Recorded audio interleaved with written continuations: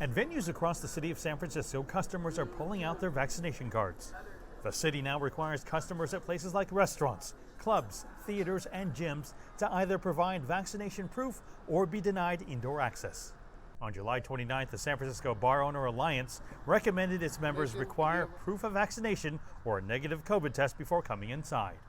This is not a virtue signaling moral stance that we're taking here. We did this because we looked at the data and we decided we had to do everything in our power to protect our staffs and their families and our customers. The new requirements do not apply to individuals who are ineligible for vaccination.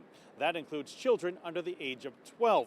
But as San Francisco moves forward with one of the strictest policies in the United States, many wonder, will the idea catch on beyond city limits? In states, they've made mask wearing illegal, so it's mask mandates illegal. So obviously we're not going to follow it across the entire country, but I think it may be local jurisdiction by local jurisdiction. I could see Los Angeles going this way. I could see some of the other Bay Area counties going this way.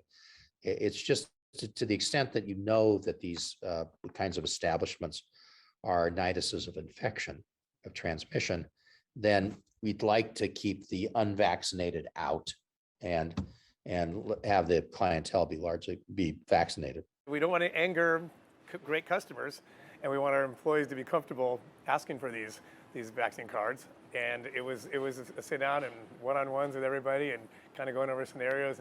That training was quickly put to the test with these customers who weren't aware of the new requirements. You're the first customers we had to bring this up to. I had no idea. Well, I'm just used to adapting. So it changes daily, hourly. So just kind of go with the flow. So we're going to have to be a little bit more prepared if we're going to want to eat indoors with vaccine cards. We're all for whatever it takes so we don't get closed down again.